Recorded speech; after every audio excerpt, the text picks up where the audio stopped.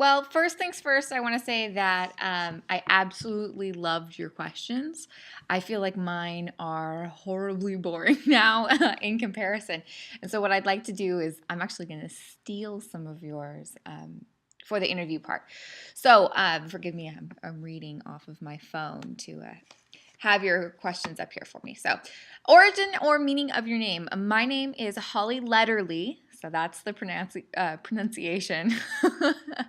uh, it's actually my married name. I got married 2 years ago, and so my name before that was Briggs, and so it's even been hard for me to get used to, and especially as a teacher, first month or so of school, I've heard about every version from, Lederhosen to just about everything you can imagine.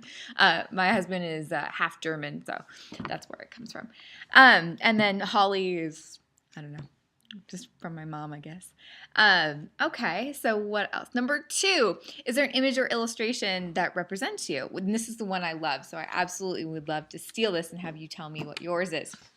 So I actually picked something I have a print of here in my classroom. This is my office, by the way, classroom. This is Ellsworth Kelly's Spectrum Colors Arranged by Chance, and I absolutely love it. It's an oil on wood, although it looks like a digital print. So it's this wonderful confluence of new and old and the bright tones, but then using the black as well. I just think it's absolutely beautiful. So this would be my illustration I would choose. One of the things we talked with the combination of old and new, and one of the reasons I like that so much and I think it really represents me is a little bit of what I do. I actually teach black and white film photography and traditional darkroom to high school students. So it's a interesting experience to do that and to teach digital art in the same day, actually alternating every 30 minutes or 55 minutes. Okay, so next question. My phone locked.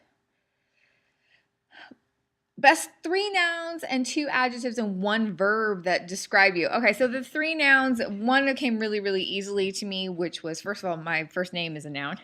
So I'm going to cheat a little bit there. The second one, Holly, right? So first was Holly. Number 2 would be marshmallow. I actually got that this morning and they were using it as an adjective, but I had some kids retaking a final exam.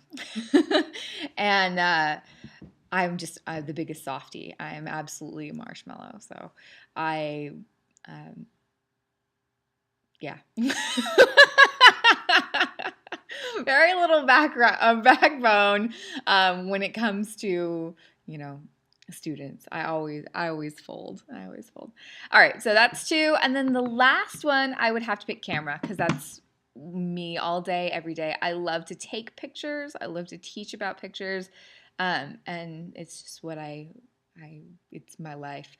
And the 2 adjectives, I would have to say romantic.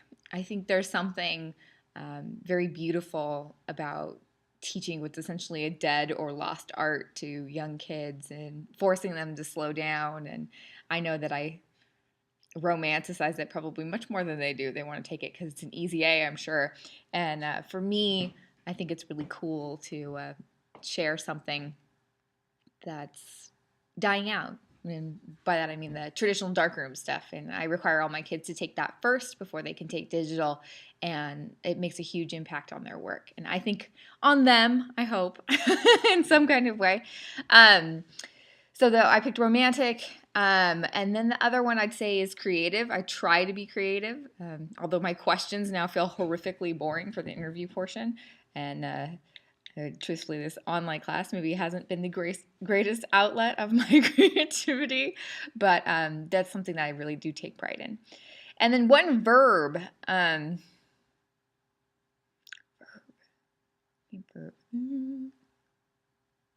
Dynamic. How about that? Dynamic. Okay. Number 4, January 10th is your name day. How are we celebrating and why?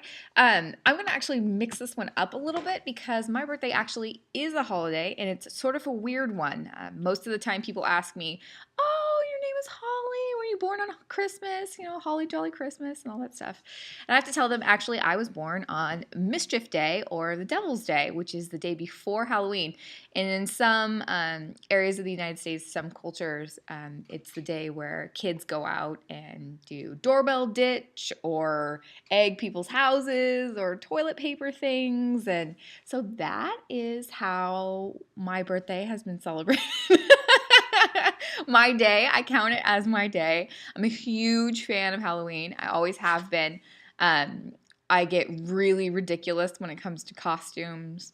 My husband says that's part of the reason I like my job, is because I can get really dramatic and silly, and we have lots of opportunities to dress up here at the high school and work in a lot of the spirit teams and things that are geared around leadership and that type of stuff. I don't teach leadership, but I do a lot of the activities with the dress up stuff, and I love it. I have too much fun. I dressed up as a pirate like 2 days ago for work, so that's what I'm thinking of.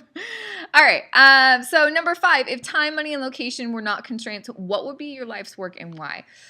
This one was really hard for me because I'm so incredibly picky. And when it comes to what I would want to do, I had to really, really, really think about it. But I think I would want to be a travel photographer, but only travel where I want to go and only do it when I felt like doing it. I guess that works.